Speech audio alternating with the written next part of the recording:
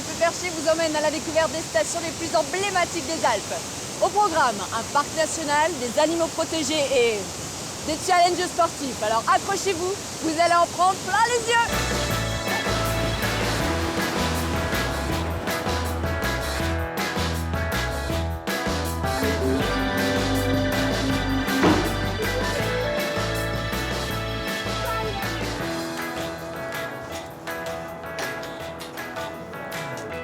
Pralognan-la-Vanoise est une petite station de ski située en Savoie. Elle a un cachet fou et c'est surtout le paradis pour les amateurs de faune et de flore.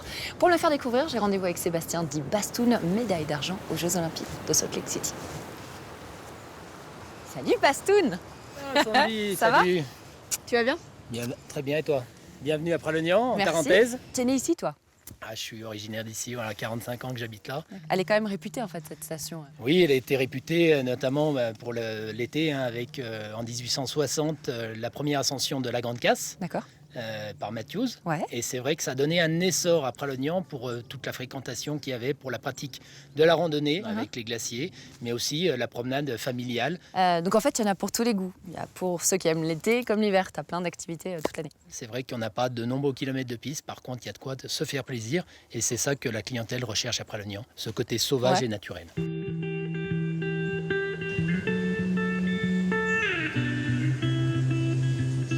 Voilà Sandy, je t'amène sur un autre point de vue qui est encore plus fabuleux, puisqu'en plus là Et puis c'est vertigineux. c'est vertigineux avec cette vue sur Pralognan, cette vue sur la Grande Casse qui est derrière nous, qui est à 3855 mètres, le plus haut sommet de Savoie. 107 sommets de plus de 3000 mètres dans le parc de la Vanoise, dont 30 sur la commune de Pralognan. Donc ça peut te montrer un peu les hauteurs qu'il y a autour de nous. C'est vrai que d'ici, on peut s'en rendre compte aussi. Et du coup, alors, le parc s'étend de l'aiguille qu'on voit en face de la Grande Casse jusqu'au glacier. Un petit peu plus à gauche, la pointe de la Glière, et qui enveloppe toute la calotte glaciaire, 7 km de zone glaciaire jusqu'au glacier de Peclet-Polsey.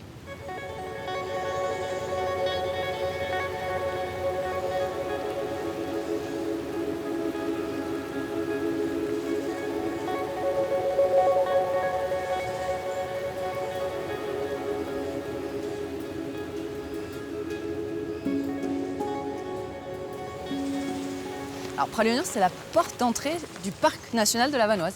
Tout à fait. Le premier parc créé en France en 1963, d'une superficie de 55 000 hectares. Alors c'est vrai qu'avant la création du parc de la Vanoise, il restait à peu près 100 bouquetins. Et c'est vrai que 60 ans après, il y a plus de 4000 animaux qui sont dans le parc de la Vanoise. Donc ça a été très bénéfique pour cette race-là.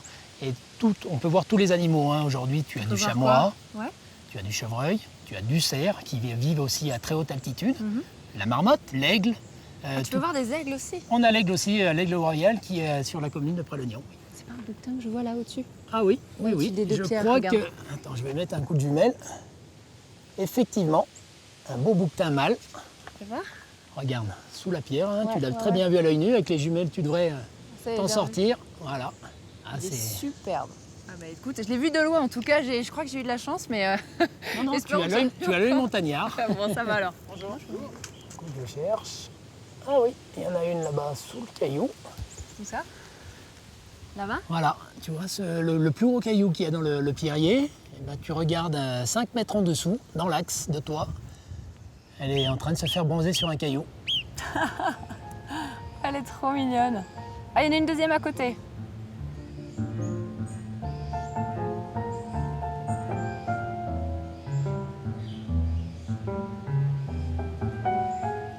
Il est mignon comme tout, ce petit hameau.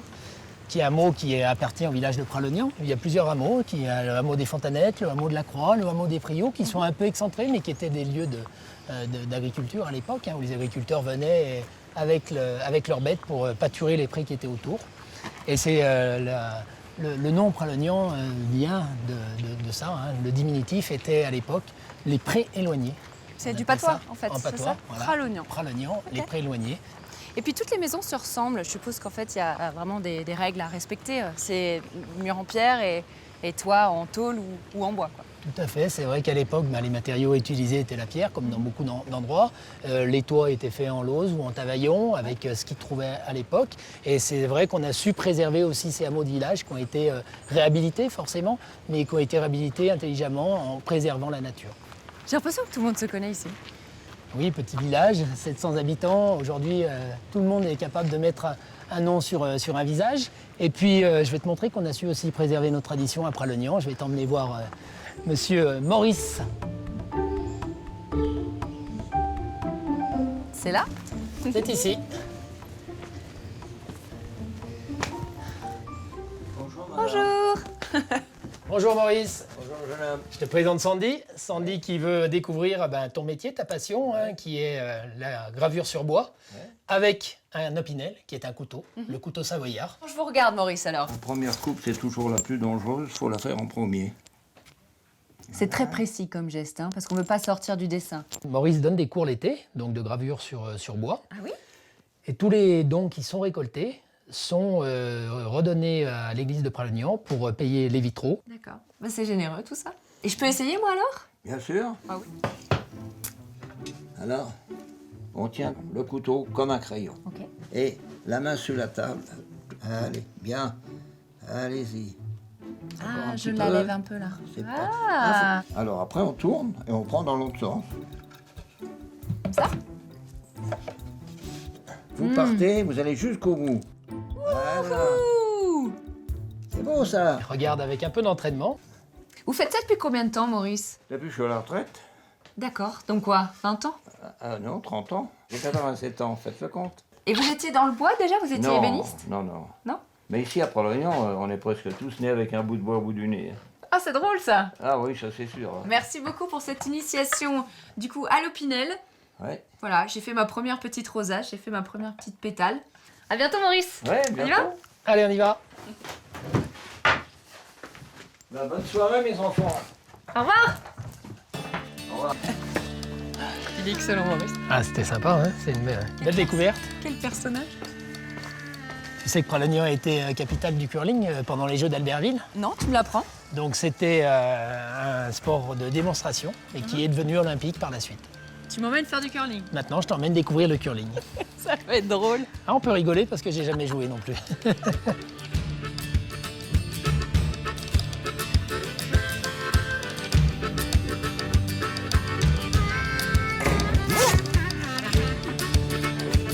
Alors, les règles, les buts du jeu, chef. Il nous faut un balai spécial Ok. curling, Ouais. une pierre.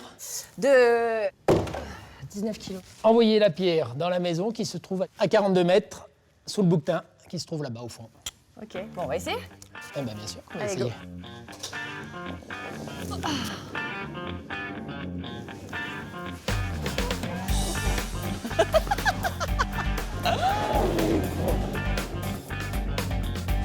Mal. Frotte, frotte, frotte, frotte, frotte, frotte.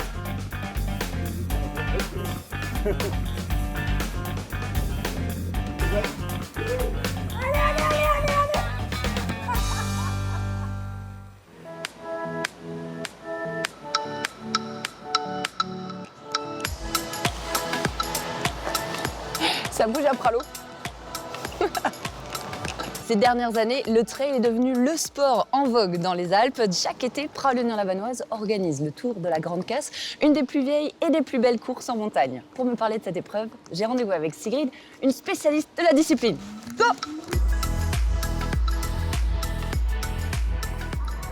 Bonjour Sigrid.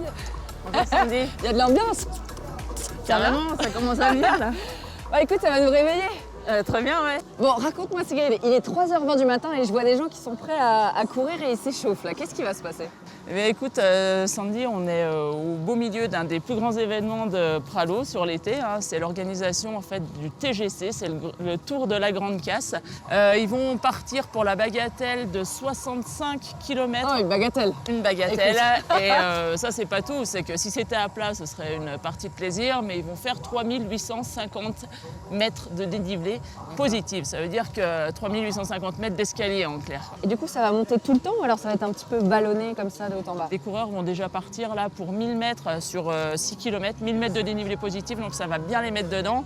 Et ensuite, voilà, ce sera vallonné, des plats, des relances, des descentes qui cassent pas mal. Pour les plus rapides, ils vont mettre combien de temps pour faire les 64 km? Alors les plus rapides vont mettre plus de 7 heures. ouais. Par contre, voilà, la queue de peloton va mettre le double, voire un petit peu plus. Bon, ils sont en train de se mettre en place. Je crois qu'au moins, ce qu'on peut faire, toi et moi, c'est de les encourager un petit peu. Hein. Exactement. On fait y ça. va, Allez. bien sûr. On est prêt. Allez. 4, 3, 2, 1. C'est parti.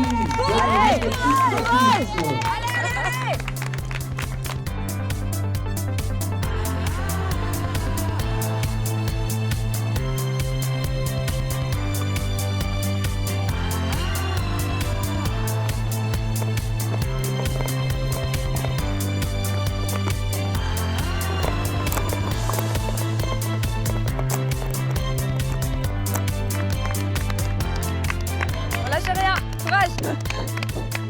Allez, allez, allez. Courage. Ah là là, et les pauvres, ça monte derrière. Comparé à une course qu'on va faire en plaine sur le bitume, eh bien là on est en pleine nature, on en prend plein la vue de tous les côtés.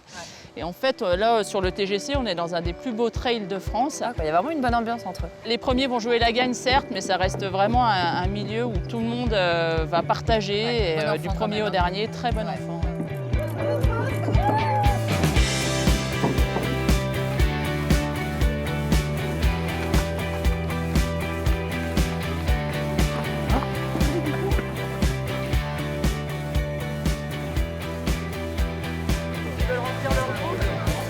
Voilà. Ouais, le plus gros est derrière. Hein. Franchement, bravo. Bonjour, bonjour. Coca ou de l'eau? De l'eau, s'il vous plaît. Ah bah ouais. Pralogno, c'est vraiment une terre de trail et de courses. J'ai l'impression que vous organisez plein d'événements toute l'année. On organise 2 gros week-ends en été de trail. Ensuite, toute l'année, on va avoir des parcours fixes qui sont tracés, en fait plus de 90 km où on peut s'entraîner. Il y a toutes les distances, il y en a pour tous les niveaux, de 5 km à 26 km. Donc alors après, tout le monde peut venir fouler un petit peu les sentiers, commencer à s'y mettre. Ça m'impressionne, hein. Franchement, vous m'impressionnez tous, hein. Franchement. Eh ben, Je suppose qu'il y a des techniques, non? il y a des techniques bien sûr pour appréhender le trail, appréhender le terrain, gérer son effort. Et ça, je vais te montrer de quoi il retourne. Allez, go, je te suis. Allez, c'est parti. Courage. Il ne faut pas croire en fait et arriver avec cette idée qu'en trail, on va devoir forcément courir de partout. Quand ça va devenir raide et que les jambes commencent à fatiguer, on marche, on fait de la marche rapide. Donc je t'ai donné Comme des là, bâtons. en fait. Là, ça devient exactement. un petit peu plus raide. Si c'est un petit peu trop raide, ça dépend pour qui, hein, forcément. Ça va être au niveau musculaire qu'on va le sentir. Dès que ça va devenir un petit peu trop raide, on va venir amener des bâtons, un appui sur les bâtons. Ah ouais. Et moi, si je n'ai pas de bâton, eh bien, je vais utiliser mes mains, je vais les mettre sur les genoux. Et comme ça, on va pouvoir marcher d'une façon plus efficace et plus rapide. D'accord. D'accord? Alors pour la descente, Sandy, on va faire un petit peu la technique du ski, sauf qu'on va écarter un peu ses bras, Ouais. plier les genoux, gainer et on y va. D'accord. Allez, Je on laisse sais. aller. Wouhou. Voilà. Ouais, il y a des trous là. Hein. Je suis pas prête pour mon premier trail, mais ça va venir.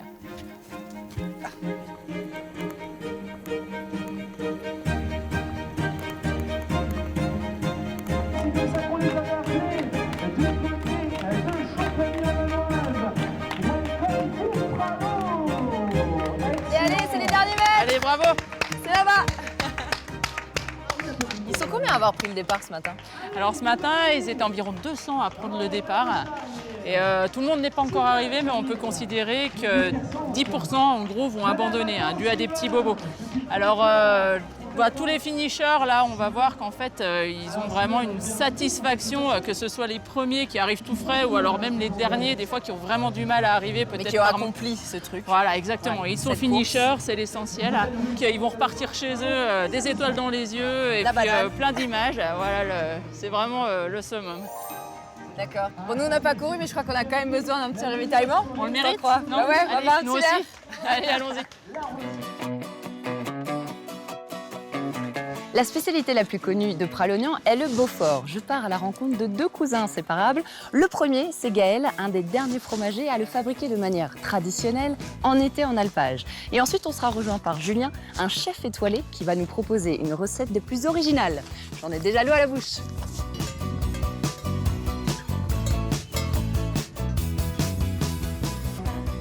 Salut Gaël! Salut, Ça va? ça va et toi? Super! Bon, on est sur ton alpage? Ouais, voilà, on est sur l'alpage de Ritor. C'est rare en fait qu'un alpage soit dans un parc protégé ou pas?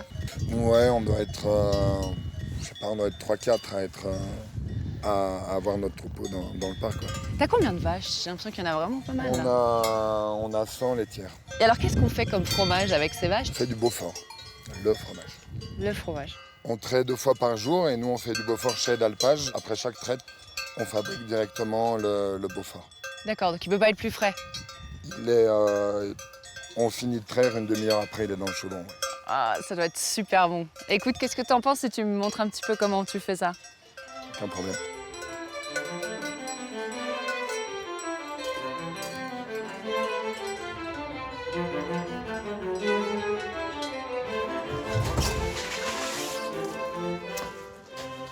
Voilà.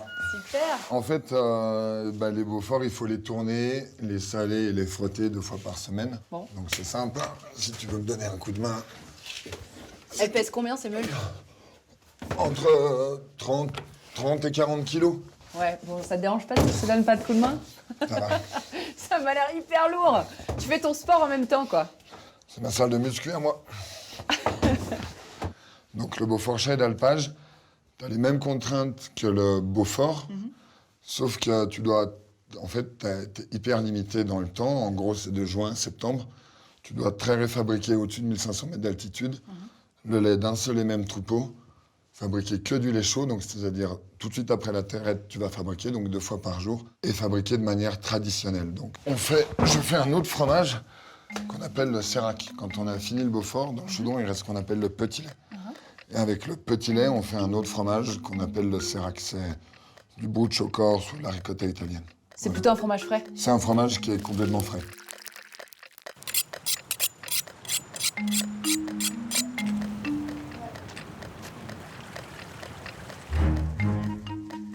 Bonjour Julien. Ça va? Écoute, super. Je crois que t'as besoin de ça pour la recette. Bah, je crois, il n'y a pas grand-chose. On va faire un truc avec 3 éléments, donc on a besoin de ça. Ouais. Tu connais le sérac? Non, j'ai pas goûté encore, mais j'ai envie de le goûter. Et le Beaufort aussi, donc du coup, c'est parfait. Eh ben, on va essayer de faire quelque chose avec ça. Vous êtes cousins tous les deux? Oui. Moi, je fabrique les produits et Julien les cuisine dans son restaurant étoilé à Tania. Bon, on se met à la recette alors? Bah, on essaye. Hein, Bon, et toi, tu viens pour la dégustation? Voilà, moi j'ai du boulot, je vous quitte. Ok, à tout. Ciao. Non, ce matin, en montant, j'ai eu une idée. Je voulais faire le Beaufort sous toutes ses formes. Donc, tout ce qu'il y a dans le chaudron, mon cousin a fait le Beaufort. Après, il a fait le sérac et on va encore récupérer le petit lait. Là, tu vois, les bergers m'ont trouvé ce matin. C'est de la ciboulette sauvage qui est poussée un peu plus haut. Bon, elles sont un petit peu fanées, mais goûte les fleurs. En fait, ça a du goût. Et on va plutôt se servir de la... Tu vas mettre les fleurs plutôt? Ce sera meilleur. Un peu de poivre, du sirop de foin. Ok. Donc, tu vois, la recette, très simple. On va le présenter sous forme de ravioles. Ravioles ouvertes, parce que le Beaufort va remplacer la pâte. Mais on ne va pas pouvoir le faire cuire comme une vraie raviole. Ce qui va nous faire une légère cuisson, c'est le petit lait chaud qu'on va mettre dessus. Tiens, regarde, t'as vu la crème qui remonte. Et là, on est vraiment dans le lait, quoi. Il n'y a que du lait dans ce plat. Ça, tu peux l'imaginer chez toi, tu le verses devant tes invités. Et ça va nous faire fondre un peu le Beaufort. Bon, maintenant, il n'y a plus qu'à déguster. Bon, là, c'est une recette 100% les cousins mâchés, quoi. Hein. Là, on peut pas faire plus 100% famille. C'est vachement bon. T'as toutes les textures qui se mélangent, tous les goûts qu'on a rajoutés. Eh ben, C'était à tomber. merci de ta visite et puis quand je le mettrai à la carte, je penserai à toi. Je reviendrai le manger à la Tania, c'est sûr. Voilà. Pralognan est surnommé le Petit Chamonix et il y a même un sommet qui s'appelle le Petit Mont Blanc. La station est idéale pour apprendre à grimper et j'ai justement rendez-vous avec Antoine, un guide haute montagne. Il m'attend là-bas, sur le rocher de la Fraîche.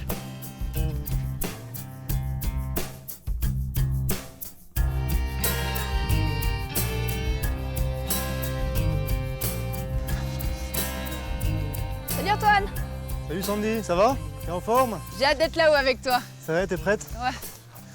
Attends, j'arrive. Salut. Salut. Ça va? Ouais. Et toi? Ouais, je suis super excitée de monter aujourd'hui. Ça va être sympa. C'est ici que je retrouve mes élèves grimpeurs, Mhm. parce que c'est une falaise qui se prête très bien aux débutants et pour se perfectionner. D'accord.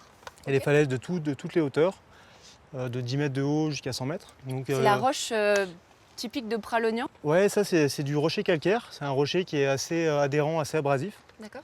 Et aujourd'hui, tu m'emmènes où? On va monter jusqu'à là-haut. Ça fait combien? Tout au haut de la falaise, ça fait à peu près 100 mètres de haut. On y va? Allez, d'abord on va s'équiper, puis on est parti. Hop. Alors moi je vais partir premier, d'accord? Parce que le guide reste toujours au-dessus. Ok. Et quand j'arriverai au relais, je te ferai monter, d'accord? Mhm. Donc ici on va s'encorder. Tu vas devoir m'assurer avec un descendeur. Du coup, j'ai ta vie entre mes mains. Exactement. Ah C'est ouais. toi qui as ma vie entre tes mains et moi j'ai la tienne entre les miennes. Ok. On part là-dessus. Ok, on fait attention, hein. Bon, on est parti? Oui, oui. Ok Sandy, relève haché. J'enlève le détendeur. Ouais, t'es quand tu veux. Ok. Voilà, impeccable. Alors Sandy, il faut bien que tu sois sur tes pieds. Ouais. Ça marche? Oui, oui. Le rocher, il est super adhérent, t'as vu, hein? C'est vrai. Donc faut bien avoir confiance. Ça va.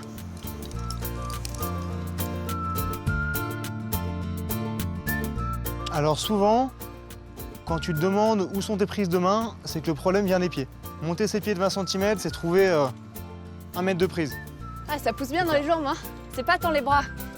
Bienvenue au premier relais. Vous avez vraiment un beau panorama ici, hein. Là-bas, la grande montagne qu'on voit, c'est le roc de la Valette. Tu peux l'escalader? Tu peux l'escalader, il y a plusieurs voies d'escalade. Alors ça, c'est pas pour les débutants. D'accord. C'est plutôt des voies qui font 400 mètres de haut et qui sont assez dures. D'accord. Et vous avez plusieurs niveaux d'escalade en fait? Il y Vous a mettez une un échelle de numéro? cotation Ouais. qui va de 3 jusqu'à 9 à peu près. Ce qu'on fait, c'est du 5. Du 9, ce serait des voies très déversantes, des petites prises. Et voilà, le 9, c'est vraiment le niveau extrême qui se fait. Il y a combien de Ouais. parois comme ça à Pralognan? Alors après Lonan, il y a plus d'une centaine de voies équipées. Alors de la petite voie ici au Rocher de la Fraîche, aux grandes voies qu'il y a plus dans le massif, qui font entre 400, 500 mètres, voire 800 mètres. Et il y a aussi une salle d'escalade indoor. On peut pratiquer Ah, bah, il y toute en a l'année. pour tous les goûts Il alors. y en a pour tous les goûts et pour toute l'année.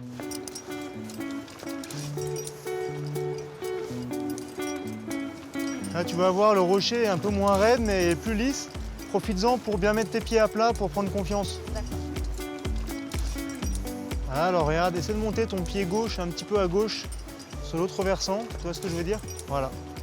Plutôt sur, voilà, essaye comme ça. Bien joué. Oh Ça a été? merci, c'était super. C'est t'a trop plu? bien. Ouais, ça m'a beaucoup plu. C'est un vrai challenge. Franchement, c'était super sympa l'ascension. Puis d'arriver au sommet comme ça. L'ascension, le sommet avec la vue. C'est ce que t'aimes toi Bien dans joué, en tout l'escalade? cas. Dans l'escalade, j'aime un peu tout. J'aime le dépassement de soi, le côté physique, le côté concentration.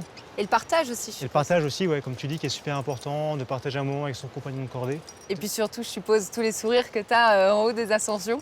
Comme celui-là, par exemple. Les sourires qui sont quasiment toujours là, et c'est vrai que c'est génial de pouvoir emmener des gens faire ça, et faire des choses qu'ils ne feraient pas dans la vie de tous les jours. C'est Bien cool, joué. merci mille fois.